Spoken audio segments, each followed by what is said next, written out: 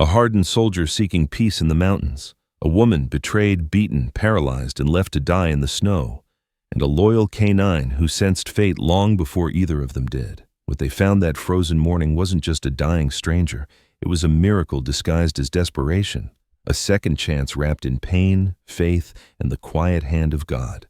Because sometimes the most broken wings belong to souls meant to soar again. And when the truth about who she really was came to light, it didn't just change their lives, it saved them. Before we begin, tell me, where are you watching from? Drop your country in the comments below. A pale winter dawn settled over Redwood Peak, Montana, the mountain air soaked in mist so thick it felt like breath turned into cloud and refused to leave. Pines stood like silent guardians, frost clinging to their needles, and the world seemed paused between night and waking.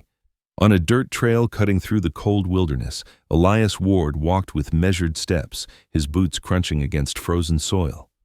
Elias was 38, tall and broad-shouldered, the kind of build carved by years under rucksacks heavier than fear. His face carried rugged lines, a square jaw dusted with several days of stubble, and deep-set hazel eyes shadowed with stories no one ever truly heard. His black hair, once military neat, now fell slightly disheveled from restless nights. Elias moved with the quiet discipline of a man who never forgot danger, could sit in stillness. A thick olive-green tactical jacket hugged his frame.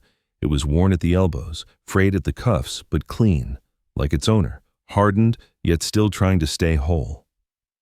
Beside him paced Rex, a 4-year-old German shepherd with rich amber and black fur, and eyes too intelligent to be mistaken for anything other than a soldier's companion. Muscular and alert, Rex's gait mirrored Elias's, steady, purposeful, though his tail wagged slightly at small sounds, betraying a lingering gentleness beneath the training. Rex, like Elias, had seen more than peace. He had been a military working dog, trained for special operations, his senses tuned to threats most humans couldn't perceive. He had scars, faint, hidden beneath fur, and a slight limp in winter cold from shrapnel he once took shielding a handler who didn't survive. Since then, Rex had found new duty, staying beside the only man who had looked at him not as a tool, but as a life worth saving. Elias's breaths rose in quiet clouds as he scanned the silent roadside. Morning was his time to ground himself, to walk until thoughts thinned enough to breathe. But today, the air felt heavier. Familiar tension stirred at the base of his skull, a remnant of battlefields where moments like this often preceded chaos. Rex halted first. The dog's head snapped upward, ears pricked, body tensing in a single bristle of instinct. A low growl rumbled in his chest. "Easy," Elias murmured, though his hand instinctively dropped toward where a sidearm used to rest. Old habits, wounds disguised as reflex. Rex didn't obey. He lunged down into the shallow ditch flanking the road, tail stiff, paws clawing at damp earth. Elias cursed under his breath and hurried after him, the fog swallowing his outline as he knelt. And then he saw her. A woman lay twisted in the ditch like someone had dropped her from the sky and expected the ground to finish the job. Her clothes, once a light gray business suit, were torn, dirty, and soaked through. Blonde hair, matted with mud and dried blood, clung to her cheeks. Her skin was pale like winter bark, but bruises, angry purples and harsh blues, spread over her jaw, neck, and temple. Elias' breath caught. For a second, he couldn't move. Memory slammed him. The battlefield, the bodies they didn't reach in time, the men whispering into radios until voices cracked, promising they'd get home, promising someone would come. Promises Elias still heard at night. Not again. Not this one. "Hey," he said, voice low, steady, the tone soldiers used when panic hovered close. "Can you hear me?" No response, no flinch. Her chest rose faintly, barely. Elias reached for her wrist, cold as the air around them, and pressed 2 fingers into soft skin. Pulse. There. Weak, fragile. But life. Rex whined, nudging her shoulder, licking a cut on her hand as if washing it could erase violence. Elias' jaw clenched, bruises on her wrists, marks on her arms where fabric had rubbed from being gripped too hard, and her legs, far too thin, muscles wasted in a way no accident caused. His stomach tightened, Someone hurt her long before leaving her here. It wasn't the fall, he whispered. Someone did this. Someone wanted her gone. His training kicked in with brutal clarity. Assess threats, secure casualty, extract. Here, extraction meant nothing but arms and willpower. He looked at Rex. We're not walking away. The dog barked once, sharp, certain. Elias took a breath, then carefully slid his arms beneath the woman's body. She felt light, terrifyingly light, like bones in fading breath. I've got you, he said, though she couldn't hear. His voice wavered, surprise flickering through him. Emotion was a stranger these days, yet here it was, raw and urgent. Lifting her, he rose slowly, mindful of her neck, her legs. The fog embraced them again as he stepped back onto the path. Rex trotted beside him, flank brushing against Elias's leg, head constantly flicking behind them as if expecting the world to come crashing. Elias's heart pounded, not with fear, but fury. What kind of person discarded someone like this? And why had she been alone? What story did those bruises tell? And what kind of darkness was she running from? Her head rested against his chest, shallow breaths ghosting through the fabric of his jacket. In her unconscious state, her brow furrowed, a silent tremor of fear. Elias lowered his forehead briefly toward hers, a gesture so gentle it surprised him. You're safe now, he whispered. Not on my watch. Rex barked again, this time low, protective, as though promising the same. Snowflakes began to fall, soft, slow, like the sky offering mercy. Elias shifted the woman slightly, tightening his hold, and started toward home through the veil of winter breath. Only once did he pause, turning toward the woods as if someone watched, but the forest held its silence. Just the wind, or ghosts. He continued forward. He didn't know who she was or why fate had dropped her in his path. But one thing was certain. There was no turning back. Not now. Her fingers twitched weakly against his jacket, and a faint, cracked whisper escaped her lips. Barely audible, almost lost to the wind. Don't let them find me. The world inside the old cabin felt smaller than the mountains outside, as if the walls themselves were holding their breath. Elias Ward laid the unconscious woman carefully on his bed, the mattress sinking as though it understood the weight of suffering placed upon it. The room smelled faintly of pine wood, gun oil, and winter. A soldier's scent blended with years of living away from civilization. Rex paced in tight circles before settling near the bedside, ears pointed forward, amber fur rising and falling with quiet breaths. The dog's gaze flicked constantly between Elias and the woman, protective instinct simmering beneath warm canine devotion. Elias knelt, damp cloth in hand. His fingers, long and marked with faint white scars from years of combat, trembled only slightly as he cleaned the dried blood from her temple. There had been times, long ago, when these same hands applied battlefield dressings in dusty deserts and dark forests. But this felt different, intimate in a way that unsettled him. Saving a soldier on mission was breathing. Saving a stranger felt like remembering you had a heart again. A faint sound came, a breath, uneven and fragile. Her eyelids fluttered before lifting a fraction. Her eyes, a pale emerald dulled by pain, darted around the room, unfocused and glassy. Then they reached his face, and she froze. Fear rushed into her pupils like a flood breaking a dam. She tried to move, a twitch of fingers, a trembling in the jaw, but her body betrayed her. Easy, Elias said, voice low, steady. His tone carried the quiet authority of someone who had spoken to men bleeding out in sand and mud. You're safe.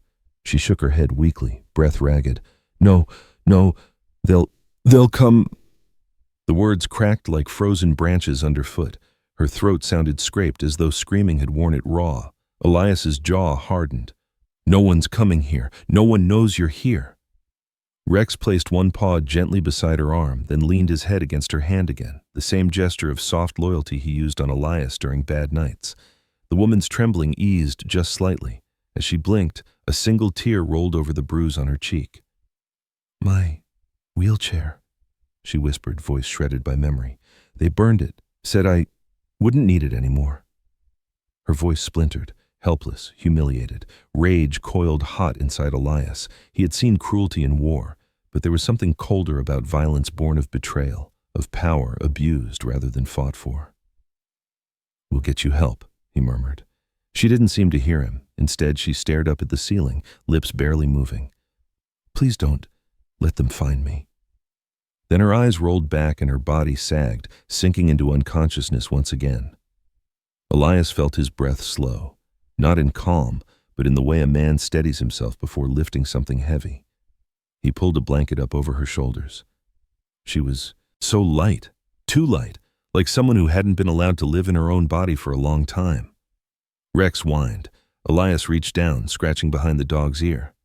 We keep her alive, he whispered, not sure who he was saying it to. Rex, fate, or himself. Hours crawled. Elias sat in a wooden chair beside the bed, elbows on his knees, cloth still stained with her blood. The cabin creaked in the wind. Time moved in slow, cautious steps. The woman's breathing remained shallow but steady. When the knock finally came, it startled even Rex. A sharp rap, then another. Elias tensed. He didn't get many visitors. He stood silently, instinctively stepping between the bed and the door. If trouble had followed her. But then a familiar voice crackled through. Elias, it's Martha. Don't you ignore me, boy. I brought soup. Elias exhaled in relief and opened the door. Martha Doyle stood outside, bundled in a heavy knit coat, white curls peeking from a beanie too big for her head. She was in her 70s, short and round-cheeked with bright blue eyes that sparkled with nosy kindness. Martha had been a nurse decades ago, and though age had bent her spine slightly, nothing had dulled her instinct to mother every soul she deemed in need, including, often annoyingly, Elias. Oh good, you're alive, she said, stepping right in without invitation like she owned the mountain. And you look like hell, which means you're definitely not eating right. She lifted the lid of the tin in her hands. Chicken soup and stew and cornbread. I made apple pie too, but I decided if you were rude, I'd keep it. Rex barked once, tail wagging. He loved Martha for reasons Elias couldn't comprehend, maybe because she always brought treats. Martha walked 2 steps, stopped when she spotted the woman on the bed, and gasped. Dear God above. Elias placed the soup on a small table. I found her off Timber Road, injured, barely breathing. Martha hurried forward, face tightening. Decades of nursing instinct washed over her features. Fear, concern, anger. Who did this? Don't know. Haven't asked. Martha gave him a look sharp enough to cut glass. You need to call an ambulance.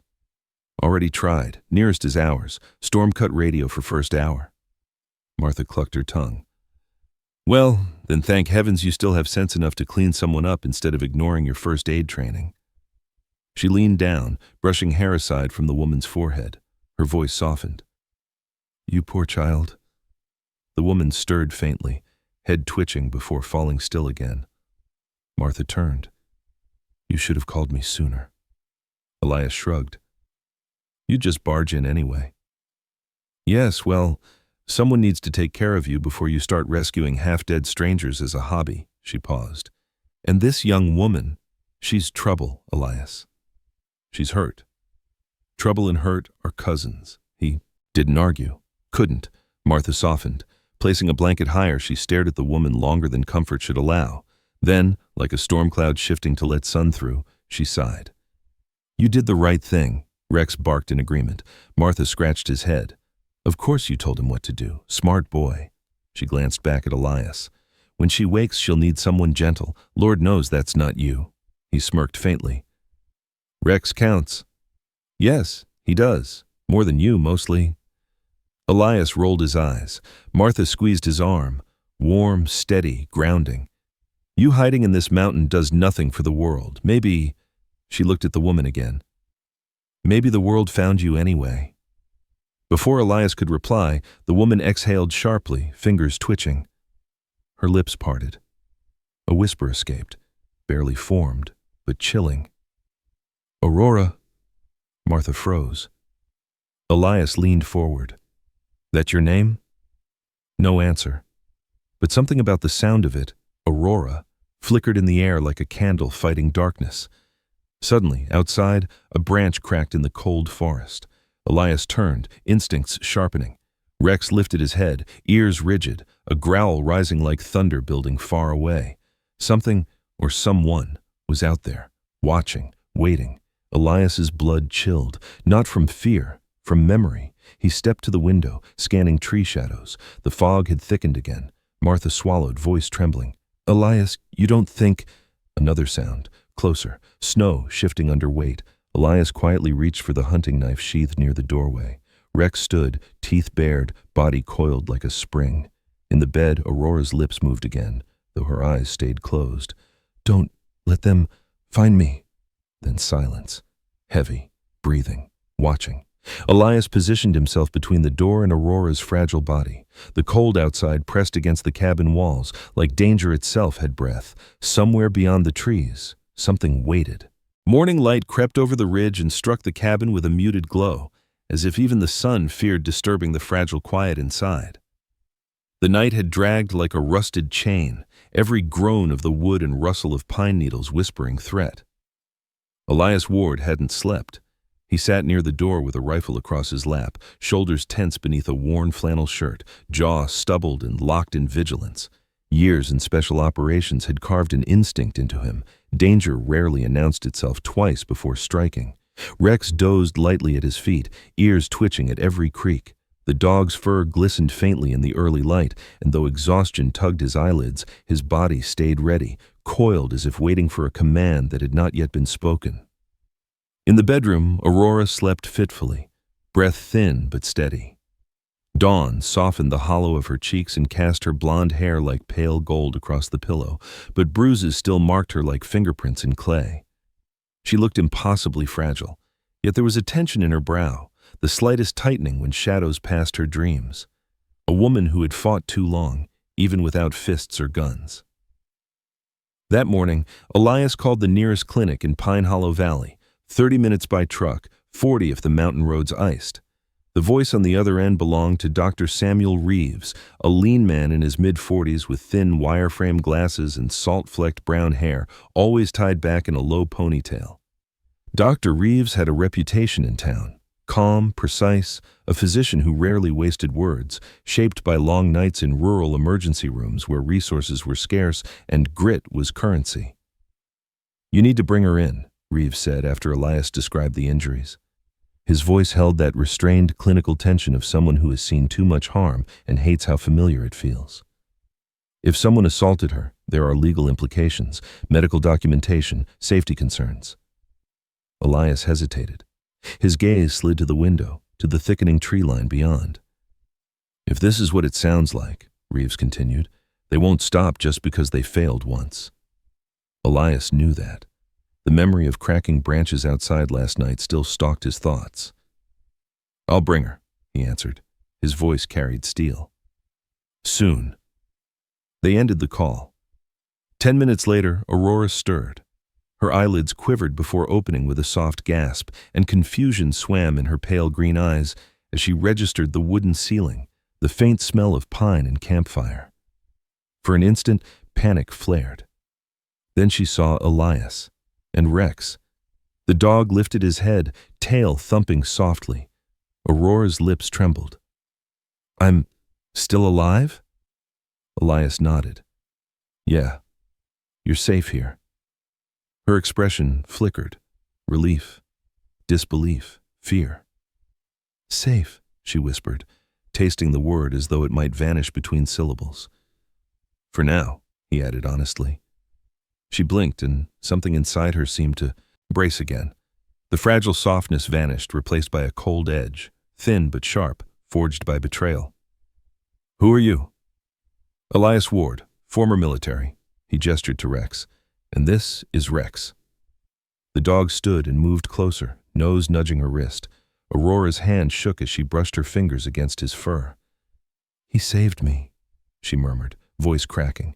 Elias didn't correct her. Rex had saved him too, more ways than one. He brought water, lifted her gently, and helped her drink. Her arms trembled under their own weight. He saw the effort in every motion, the determination knotted behind every breath. "I need to get you to the hospital," he said. Aurora's jaw tightened. "No hospital, no police." "They tried to kill you," Elias replied evenly. "They burned your wheelchair and left you to die." She flinched, not because he was wrong, but because truth hurt more than wounds. "If I go to a hospital," she whispered, "they'll find me." "Who?" Her eyes hardened. "People who don't fail twice." There was too much conviction in that statement, too much lived reality. Before Elias could respond, the cabin door thudded. Rex snarled, body snapping from calm to coiled rage. Elias's hand closed around his rifle, muscles remembering violence. "Elias Ward?" a voice called. Elias recognized the tone, firm, authoritative, measured, a voice used to giving orders but not accustomed to being challenged. He eased the door open. Outside stood Sheriff Thomas Keller, mid-50s, tall and built like a man who once lifted hay bales for fun. His hair, once deep brown, had silvered at the temples, and his mustache matched. His square jaw and deep-set hazel eyes gave him a stern, carved-from-oak appearance. A small scar cut through his left eyebrow, a remnant of his younger days when he'd served as a Marine military policeman before returning home to run the sheriff's department. Keller respected rules but lived by instinct first. Snow dusted his tan coat, his badge dull in the morning light. "Heard you had some excitement," Keller said, eyes narrowing slightly. "Martha called." Elias sighed inwardly. Martha Doyle never could keep a secret if she thought safety was at stake. Keller stepped inside only when Elias moved back, boots leaving damp prints on the floor. Rex stayed close to Elias's leg, eyes locked on the sheriff. "You didn't tell me you were bringing company," Keller said, leveling a look at Rex. "He doesn't like uniforms?" "He doesn't like threats," Elias replied. Keller nodded once. Respect flickered across his face. Then his gaze shifted to the bedroom. Aurora stared back at him, gripped tight on the blanket. Her breathing quickened. Keller's expression softened, not pity but recognition. "Ma'am," he said gently, "you're safe. Whoever did this—" "No police," she breathed, panic slicing through her composure. "If you tell them, they'll come. They'll finish it." Keller looked to Elias. And Elias could see the sheriff's old instincts spinning. Law versus danger, duty versus survival. "Who hurt you?" Keller asked. Aurora swallowed, her lips curled around the name like it burned. "Family." The sheriff's shoulders dropped imperceptibly. "Family makes the worst enemies," he muttered, almost to himself. He adjusted his coat. "I'll give you time, but this can't stay quiet forever." He left a card on the table, his brows pinched with worry. Rex followed him to the door, still tense but less hostile now. "Ward?" Keller paused at the threshold. Elias met his gaze. "Be careful who you trust, and don't wait too long. Wolves don't leave unfinished kills." When he left, silence fell heavy. Aurora stared at the ceiling. Elias leaned against the table, crossing his arms. "Family," he repeated quietly. Aurora closed her eyes, pain flickering across her face like lightning behind clouds. "My stepsister," she whispered, "and the people she controls." She opened her eyes again, and now they were steel. "They want my company, my shares, my silence." "And your life," Elias finished. Aurora's voice trembled, but her eyes did not. "They can't have it." Elias studied her. Beneath bruises, beneath fear, strength smoldered like a coal not yet extinguished, a woman fighting a war without weapons. "You're not alone," he said. It slipped out before he could stop it. He meant it. He hated how much he meant it. "Why?" Aurora asked. "Why help me?" Elias looked at Rex. The dog met his gaze. A silent conversation passed. Loyalty, loss, duty. Finally, Elias said, "Because I don't leave people behind." Her breath trembled, fragile but fighting. Outside, snow thickened. Somewhere deep in the pine forest, a branch cracked again, watching, hunting. Elias's pulse steadied into something cold and ready. Aurora's fingers tightened around the blanket. "They won't stop," she whispered. Elias lifted the rifle. "Neither will I." Rex growled, low and sure, eyes fixed on the woods. And in that fragile cabin on a mountain slope, the line between hunted and protected drew itself in steel. Snow dusted the roof like fine flour, and the pines around Elias Ward's remote cabin sighed beneath winter's breath. The world outside was frosted silence and distant wolf howls rolling across ridgelines, but inside, warmth gathered in the small home, glowing hearth, soft lamplight, and the raw beginnings of trust. Aurora Hale rested in a wheelchair near the fireplace, wrapped in a thick wool blanket Elias had dug from a wooden chest. The blanket was old, patches of frayed edges where time and memory had pulled threads loose, but soft, cherished, and warm, just like this fragile moment. Elias had spent the previous day building a ramp from rough-cut timber so she could move through the cabin, and though his hands were calloused and cracked from the cold, there was a tenderness in every stroke of sandpaper, every nail driven. Now, Aurora traced the rim of the mug he'd placed in her lap, chamomile tea with honey and peppermint. She didn't have the strength to lift it to her lips yet, but her fingers curled around the heat, clinging to it like a lifeline. "You didn't have to do all this," she murmured, voice soft but edged with disbelief, as if kindness was foreign currency. "I know." Elias crouched by the hearth, stacking another log. His shoulders rolled with a quiet strength, and firelight kissed the rough line of his jaw, catching in the silver strands near his temples. "But I did." Rex lay sprawled across Aurora's feet, head resting on her blanketed legs, long body stretched with the kind of confidence only loyalty bred.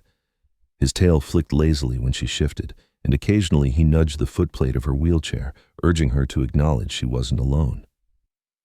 Outside, evening deepened. Through the window, the snow danced slow and soft, sky painted lavender by the last smear of daylight. Silence settled, thick but gentle. "You live so far from everyone," Aurora murmured. Elias didn't look away from the fire. "I needed quiet." "To forget?" "To remember," he corrected. For once, he didn't lock the memory away. Instead, he let it surface. "My team. My brothers. Some nights I can still hear their laughter, and the night it went silent." Aurora watched him, green eyes heavy with grief of her own. "I never fought a war," she whispered, "but I lived one." He turned to her. "The boardroom can be a battlefield." "Not just the boardroom," her voice trembled. "My father built the company from nothing. He trusted me, raised me to think, to lead, to fight when necessary, but he didn't see the hatred growing beside me. My stepsister, Veronica, she always smiled, always polite, but behind it, resentment, poison, waiting." Elias listened, elbows resting on his knees, attention steady and unflinching. It startled her, the way he truly listened. Most people waited for their turn to speak. Elias waited for truth. "The night before they took me," Aurora continued, "she told me I was a weak legacy. Dad's little charity project," she said. Her throat tightened. "She didn't shove me off a roof. She didn't put a bullet in me. She just made sure no one could see me as whole. She stole power by convincing the world I no longer had any." Elias' expression hardened, a storm brewing behind still eyes. "Power isn't legs," he said. "Power's what you do after someone tries to take everything." Aurora exhaled shakily, half relief, half ache. Then she glanced at Rex. "Do you think I can fight again?" Rex huffed and nudged her knee as if offended by the question. Elias smirked. "He thinks you already are." Aurora gave the faintest smile. It was tired, but real. And then a sharp hiss of pain shot through her body, her fingers spasming, breath catching. In an instant, Elias was beside her, steadying her trembling hands with his calloused ones. Rex lifted his head, pressing gently against her ribs like he sensed the pain and wanted to shoulder some of it. "Breathe," Elias murmured. His voice was a low command, the kind spoken to soldiers panicking in the dark. "Slow, with me." His thumb brushed her knuckles, not romantic, not soft, grounding, anchoring. Her breath steadied, the tremor faded. "Thank you," she whispered. "You don't owe me thanks. People don't help for free." "I'm not people." She opened her mouth, to protest, to argue, to survive in the only mode she knew, transaction, but the exhaustion in her bones swallowed the words. Elias turned back to the hearth, prodding a log with the iron poker. Sparks roared upward, showering orange light across the cabin walls like constellations flaring briefly to life. Aurora watched him, shoulders loosening. "Why were you out walking this morning?" she eventually asked. Elias considered answering simply. Instead, he let the truth breathe. "When you live alone long enough," he said slowly, "silence starts to echo the things you haven't faced yet. Walking keeps it quiet." "And the dog?" "He keeps me human." Rex thumped his tail in agreement. Aurora laughed softly, and for a brief moment the sound was warm enough to thaw months of winter inside her chest. The kettle whistled, Elias poured 2 cups, set one beside her. She lifted it halfway before her arm faltered. Without a word, he took the mug and held it for her, letting her sip. Aurora flushed, humiliation flickering across her features, but Elias' face held no pity, only patience. "You're alive," he said quietly. "Everything else is details." The crackle of fire filled the silence. Beyond the cabin walls, wind pressed against the wood like a restless spirit searching for entry. Eventually, twilight slid fully into night. The only light came from the fire and a single lantern by the window, casting soft gold on the room's rough beams. Elias draped another blanket around her shoulders before settling in the old leather chair opposite her. The chair groaned under his weight the way it always did, its leather cracked but warm, like him. "You should sleep," he said. "Tomorrow we figure the next step." "Tomorrow," Aurora repeated. The word was fragile but hopeful. She looked into the fire, eyes shimmering. "I don't know where I would be right now if you hadn't come along." "You'd still be here," Elias said. "You're not someone who leaves the world quietly." She blinked fast, once, twice, as tears threatened. "You don't see me as broken." Elias's gaze softened. "You're not broken, Aurora. You're surviving." She breathed, a soft exhale that felt like the first step toward believing him.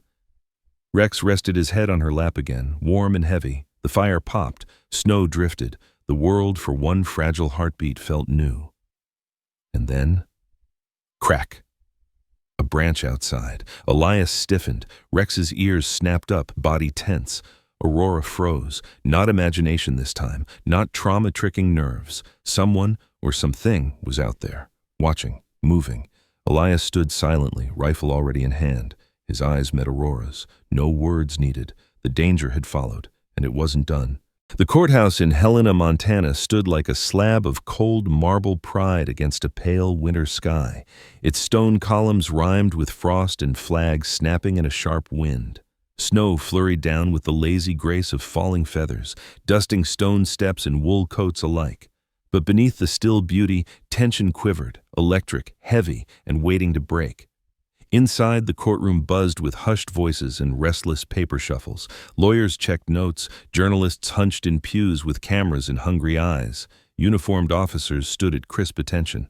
Aurora Hale sat in her wheelchair at the front, shoulders straight, chin lifted, her blonde hair smoothed neatly, though scars still showed faintly beneath makeup. Her green eyes, once dull with shock, now glimmered with quiet-tempered fire. Strength reshaped itself in her, not loud, not brash, steel refined by pain, not sharpened by ego. Her hands rested folded in her lap, steady. Across the room sat Veronica Hale. Aurora's stepsister was striking. Tall, poised, sleek black hair parted with mathematical precision, lips the color of polished wine. Her beauty had always been blade-sharp, meant to cut. She wore a deep navy coat and a pearl choker. Her posture screamed control, or at least the desperate illusion of it. But her eyes, cool slate blue, betrayed cracks. A single hairline tremor in her fingers, a twitch at her jaw. Anger curdled with fear. The verdict had not yet been read, but fate already sat beside her, whispering. Next to Veronica sat Clive Barrett, one of the board conspirators, mid-50s, silver hair slicked back too tightly, jaw tight beneath neatly trimmed salt and pepper stubble. A corporate predator who once walked through glass doors like he owned gravity. Now he sat stiff, eyes darting like a trapped animal. Power spoiled on the tongue tastes like poison on the fall. Elias Ward entered quietly through the side aisle, Rex pacing beside him like a silent shadow-furred guardian. Elias wore a charcoal coat over a black sweater and dark jeans, boots polished but military practicality still showing through in every line. His presence changed the room's air, solid, composed, cautious. A man who had seen war and still carried its echo in his shoulders. He nodded once to Sheriff Keller, who stood near the wall, broad frame firm inside a weathered brown coat, hat tucked under one arm. Keller acknowledged him with a respectful incline of the head. Nearby sat Assistant District Attorney Lila Rowan, a sharp-eyed woman in her early 30s, with copper hair twisted into a bun and freckles dusting her pale skin. Petite but fierce, she had a reputation for turning closing arguments into blade-thin poetry. She clasped a pen between fingers, long, nervous taps betraying the adrenaline beneath her polished courtroom command. A bailiff called, All rise. The judge entered, Judge Evelyn Marwood, mid-60s, steel-gray hair cropped short, wrinkles etched like river, lines across her calm, stern face. Once a federal prosecutor, she was known for giving mercy where earned and fire where deserved. She sat, surveying the room, and order descended like a winter hush. The People versus Veronica Hale, Clive Barrett, Samuel Hargrove, and Danielle Pierce. One by one, the names of conspirators, corporate suits, polished shoes, expensive reputations already cracking apart. We have reached a verdict. A heartbeat. 2. 3. Snow drifted against tall windows, melting into rivulets as courtroom heat breathed against the world's cold. On the charge of conspiracy to commit attempted homicide, guilty. Silence fell like a thunderclap with no sound. Aurora did not flinch. Not triumph, not shock, just truth settling into place, heavy but deserved. On the charge of embezzlement, guilty. Veronica's knuckles whitened around the edge of the defense table. Clive swallowed, throat bobbing like a man drowning on dry land. On the charge of tampering with medical equipment and destruction of mobility aid, guilty. Tears glimmered in Aurora's eyes, not weakness, but vindication earned at terrible cost. Elias felt them echo in his chest. Justice was never just a word. It was a battlefield of patience, pain, and proof. Sentencing will follow. The judge lifted her gaze to Aurora. Miss Hale, your presence today speaks to resilience few understand. The court acknowledges your courage. Murmurs rippled. Aurora bowed her head slightly, gratitude quiet but immense. The gavel struck. Trial over, justice delivered, but healing was its own long road. Aurora rolled her chair toward the exit. People parted for her, not because she demanded it, because dignity commanded respect. Elias walked beside her, Rex on the other side. To the world they might have looked like protector and survivor, but in truth they were two souls stitched back together by shared fractures and a dog who refused to let either fall. Outside, the snow fell thicker, painting courthouse steps white like a page waiting for the next story. You did it, Elias murmured. Aurora exhaled slowly, breath clouding the cold air. We did it. She glanced down at Rex and smiled softly. All of us. Keller stepped outside, tightening his coat. You're safe now, he said, but they all knew safety had never been the full goal. Freedom was. Aurora nodded. And then, days later, she returned not to a penthouse guarded by security, but to the cabin in the Whispering Pines, not hiding, choosing. Winter wrapped the mountain in quiet grace as Elias waited near the porch. In his hands lay a simple silver bracelet, a slender band engraved with numbers, coordinates, the place where fate, in its strange mercy, decided she would not die. Aurora approached, wool coat wrapped around her shoulders, a knit scarf tucked gently around her neck. Her cheeks were flushed by the cold, and her eyes, her eyes, clear now, fierce and tender at once. Elias's breath fogged in the air as he spoke. Aurora, you're not a miracle I stumbled into. His voice was low, steady, more emotional than he intended. You're the reason I remembered I was still worth something. Her eyes brimmed. He extended the bracelet. Stay. Build something new, with me, with us. Rex barked once, tail swinging. Aurora reached out, fingers trembling. Not with fear, but joy. Yes. Her whisper was breath and promise. Elias fastened the bracelet around her wrist. Snow drifted around them, catching in her hair like stars trapped in gold. And as Rex pressed his paws against their joined hands, barking with joyous approval, a warmth ignited in the winter air. A family, imperfect and miraculous in its making. Broken pieces, finding each other, choosing life again. Beyond the trees, the wind carried away echoes of old battles. Ahead, fields of untouched white, their future yet unwritten. Aurora looked toward the horizon, and sunlight broke through cloud, thin but bright. She smiled. Together, they stepped forward, toward light, toward tomorrow. In the end, this was never just a story about danger or loss, about betrayal or broken bones. It was a story about what happens when grace finds us in the coldest places, when hope breathes again, where it once lay silent, when God quietly places the right people in our path at the exact moment we need them, even when we didn't know we were praying for them. Sometimes miracles don't come with thunder or lightning. Sometimes they arrive as a stranger who won't walk away, a loyal dog who refuses to give up, a heart learning to beat again after believing it never could. And maybe that's the lesson for us all. Life can break us. People can fail us. Yet faith is not about avoiding the storm. It's about believing there is light waiting on the other side of it. God still writes stories in the snow. He still heals quietly in the night. He still sends help, often in the form of ordinary people with extraordinary hearts.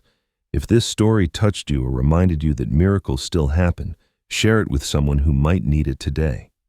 Tell us where you're watching from and what miracle you're praying for. And if you believe in love, in second chances, and in God's gentle hand guiding broken paths back together, then follow our channel, subscribe, and join us for more stories of hope and strength.